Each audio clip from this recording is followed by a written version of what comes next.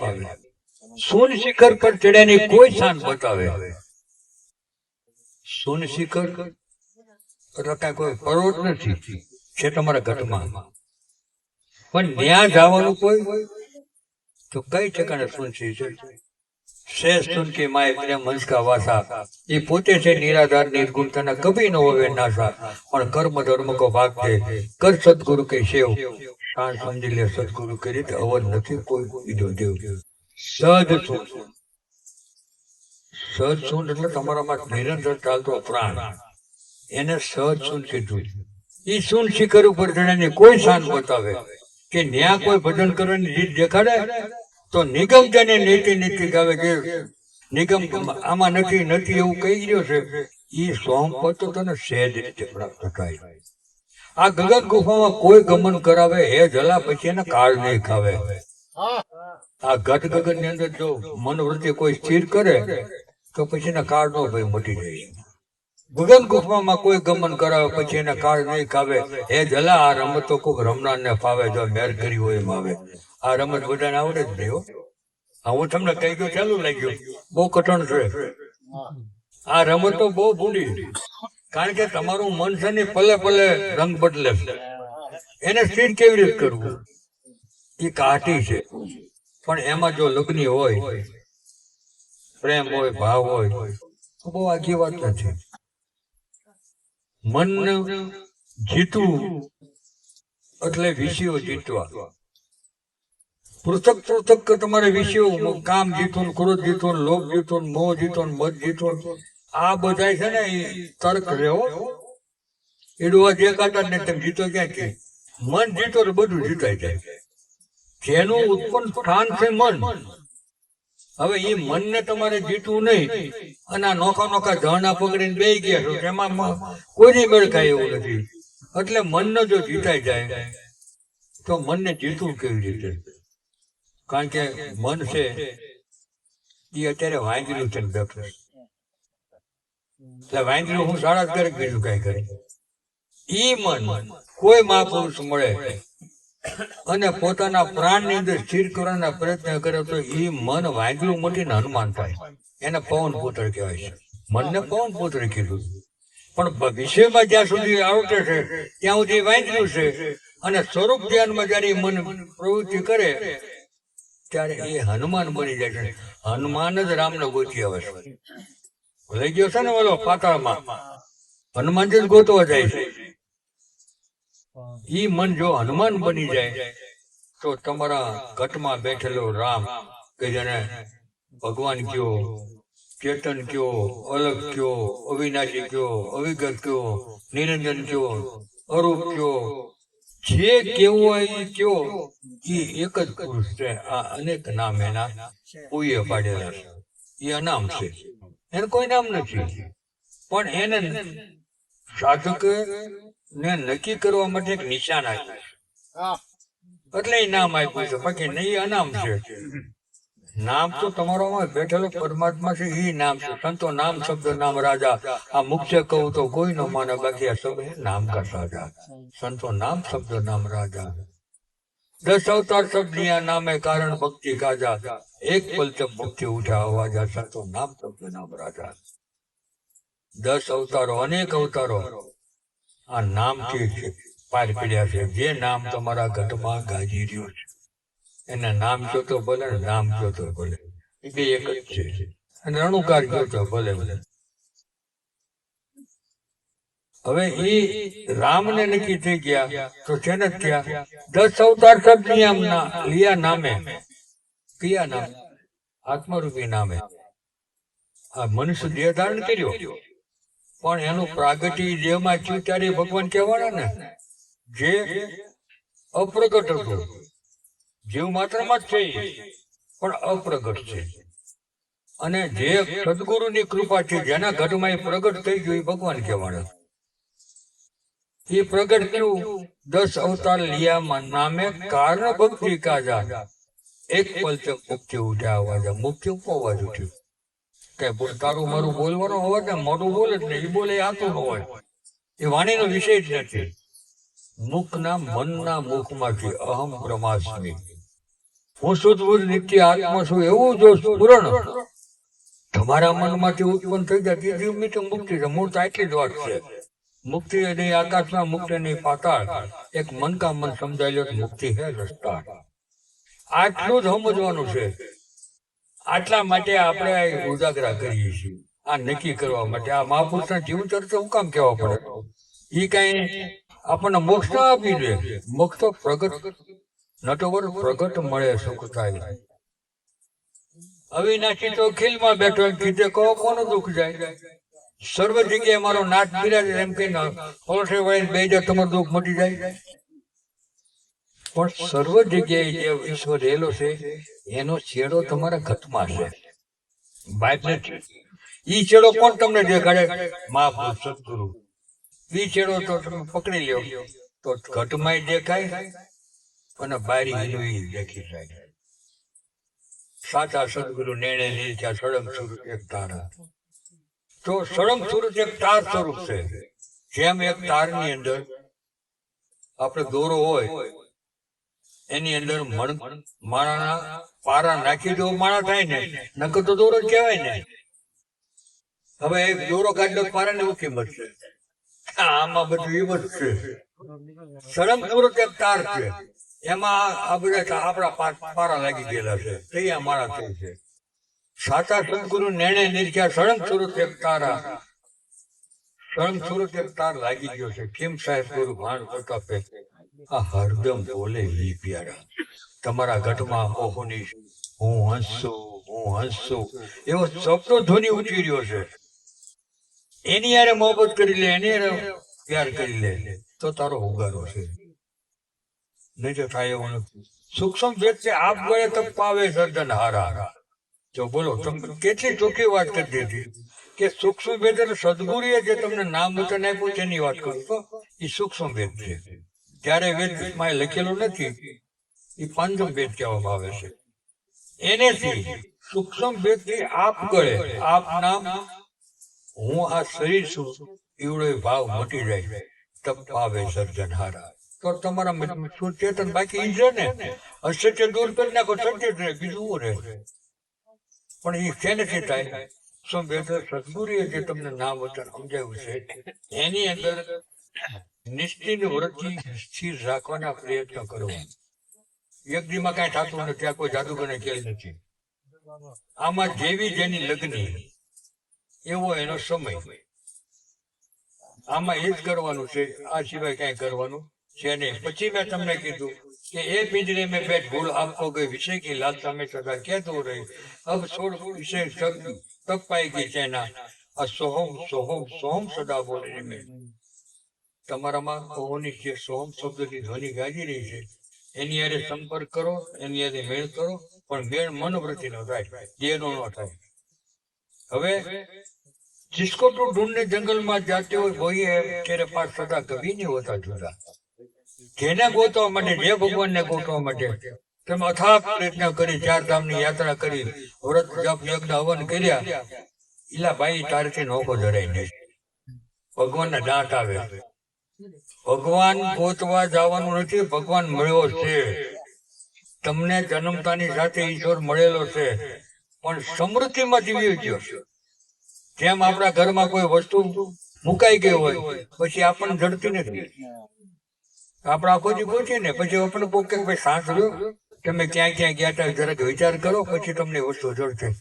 એમ આપણામાં ઈશ્વર હોવા છતાં આપણને ઓળખાતો નથી. શું કરવા? કે મનની સમૃદ્ધિમાંથી વિયો ગયો છે, અને મહાપુરુષ મળે તો પાછો મનની સમૃદ્ધિમાં લાવે છે. એનું આ જ્ઞાન છે, બીજું કોઈ જ્ઞાન નથી. તો અઘરું પડશે, હું વાત કરું છું.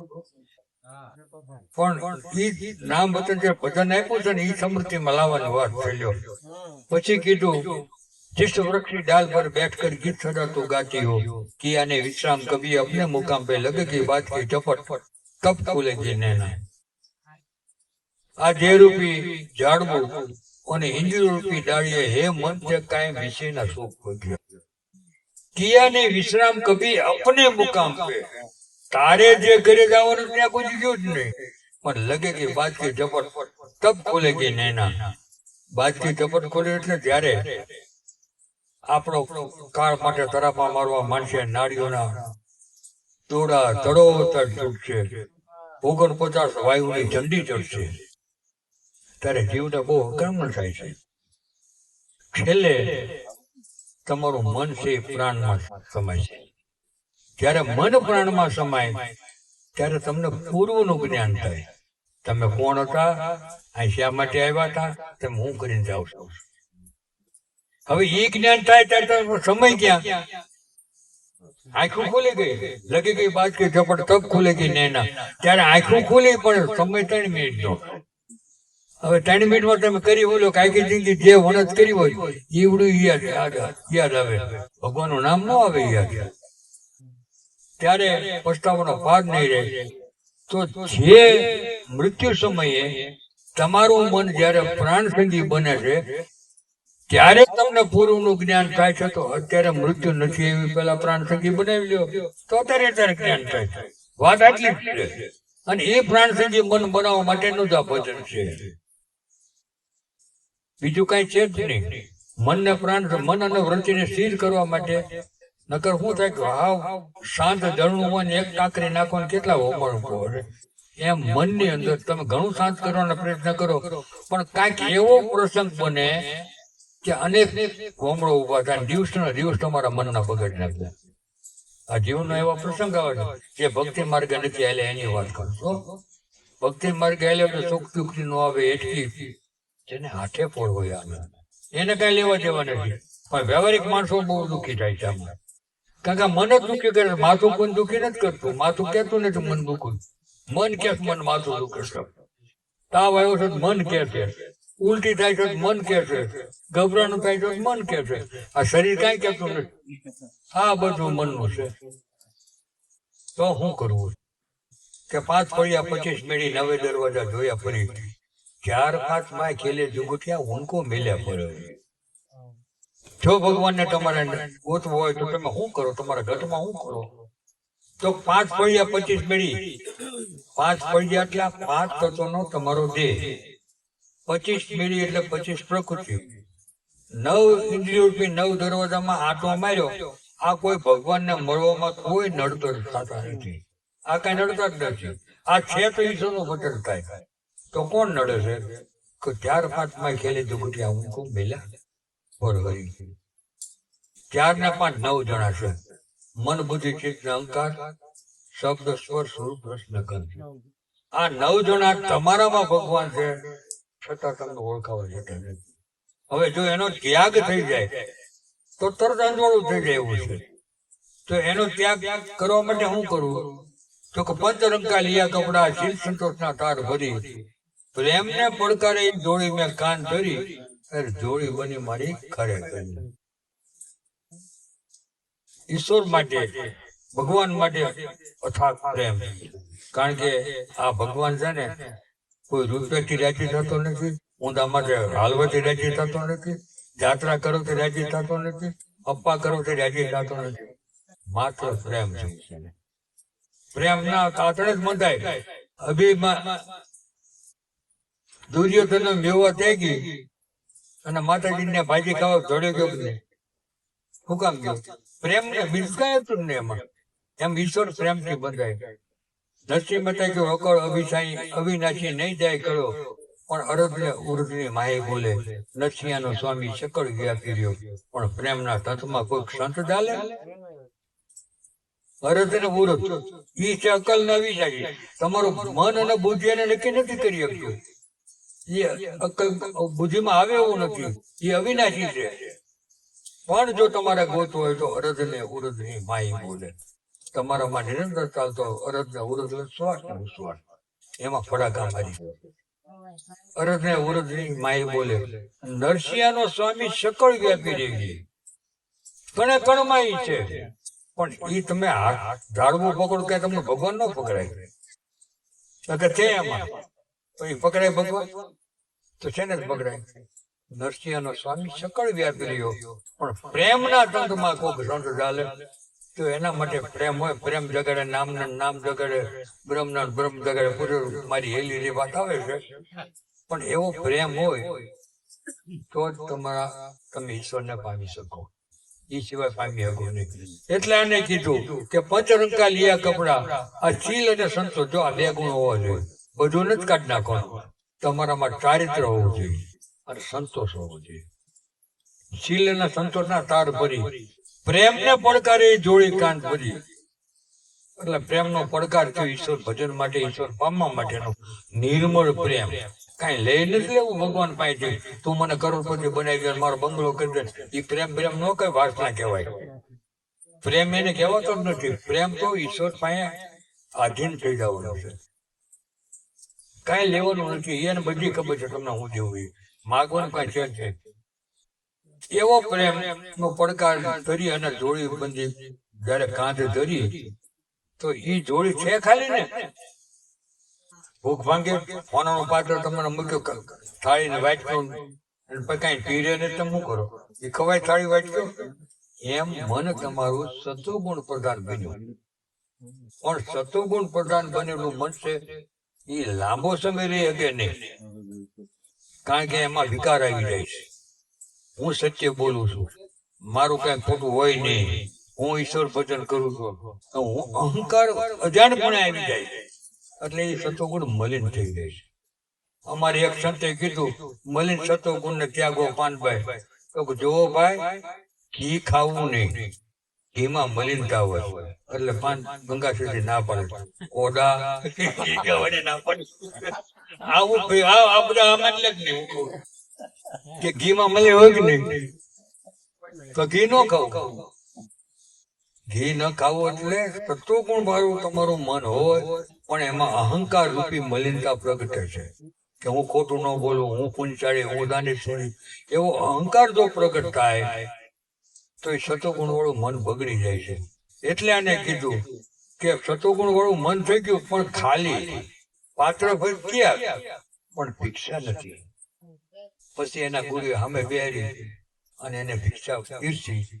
ત્યારે એને બોલ્યા કે ઓહંગ અચળા સોહમ ચીપિયા, ઈ વચન વિભૂતિમાં ભર્યો છું વળી. તમે સમજી જાઓ, તમને જે સદગુરુએ સમજાવ્યું છે ને એની આ હું વાત કરી રહ્યો છું. જેને ગુરુ ઉપદેશ લીધો એ સમજી શકશે કે એનો અંચળો બનાવ્યો અને સોમનો ચીક્યો બનાવ્યો. એ વચન વિભૂતિ છે. હું કામ એને વિભૂતિ કીધું કોઈને ખબર નથી. જે તમને નામ વચન આપ્યું છે ને હતો જ ભગવાન આપી દીધા. વચને માર્યા મરી ગયા, વચને છોડ્યા રાત, વચન વિચારી જેને રાયલા એના સુધરી ગયા કાજ. આ વચન સવાયો ધર્મ છે ને પોતે છે કીર્તાર.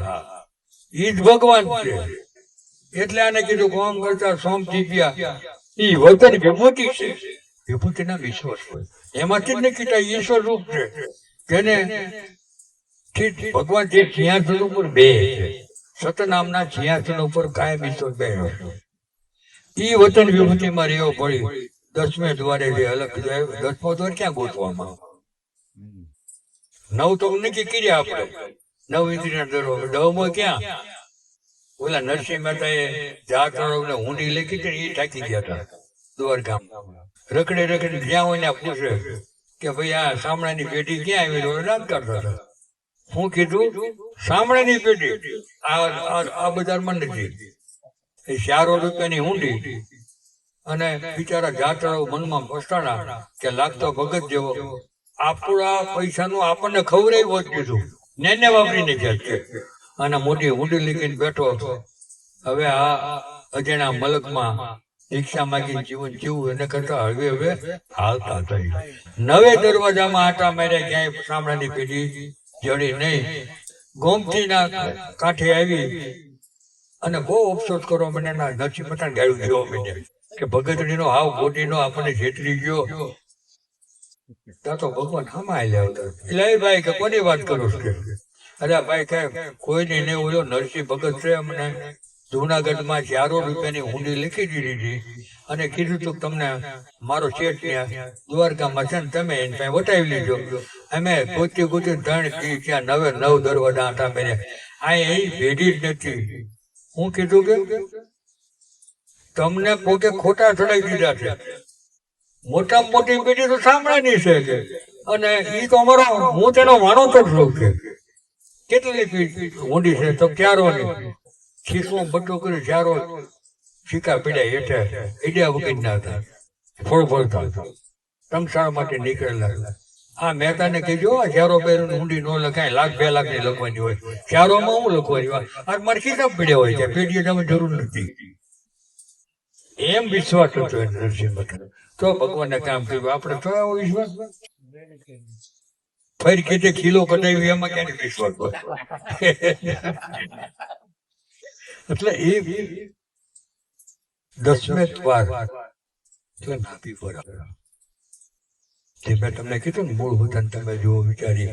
આ છે તમારી નાભી, કમળમાં માલ, ઓહમ ને સોમ તારા ગતમાં વસે, એક છે હીરો જુદો છે લાલ, ઈ આનંદમાં આનંદ છે, દાસ ધીરો કહે છે કચી, એ કોઈ જૂના ખાતા જુઓ તપાસી, સિદ્ધને રીએ સમોપતના મતડા મચી. આ પિતાનું તન સાચું છે, પુત્રને ખબર નથી. ન્યા જેની દ્રષ્ટિ થઈ 10મો દ્વાર જાય, ત્યાં સારા શહેરમાં ખબર પડી. સારા શહેરમાં ખબર પડી એટલામાં ખબર જ નહોતી, પણ કર્મ માત્ર બદલાઈ ગયા. જે વિષય વાસનાના કર્મો 5 જ્ઞાનેન્દ્રિય 5 કર્મ ઇન્દ્રિયો દ્વારા થતા હતા, એના રૂપ બદલાઈ ગયા. ખબર થઈ ગયો. એ શબ્દ મને દીધો સાહેબે. જો સદગુરુએ શબ્દ દીધો ને, જેવો સદગુરુએ તમને સમજણ આપી, પણ લગ્ન નો હોય તો શું કામ નહીં? 2 લોખંડના કટક્યા હોય, ધગાવ્યા હોય, એક ટાઢો બોળો ને ગરમ જ હાંધો મળે. એમ ગુરુ અને શિષ્ય 2 નો એક ભાવ હોય તો જ હાંધો મળે. એમ 10મે દ્વારે જે અલગ જગાવ્યો હતો, સારા શહેરમાં ખબર પડી. એ શબ્દ મને દીધો સાહેબે અલગે લીધો, લગ્ન કરી. જેવા પ્રેમથી સદગુરુ મને શબ્દ આપ્યો, એવા જ પ્રેમથી મેં શબ્દ પકડી લીધો. દાસ દયાનંદ બ્રહ્માનંદ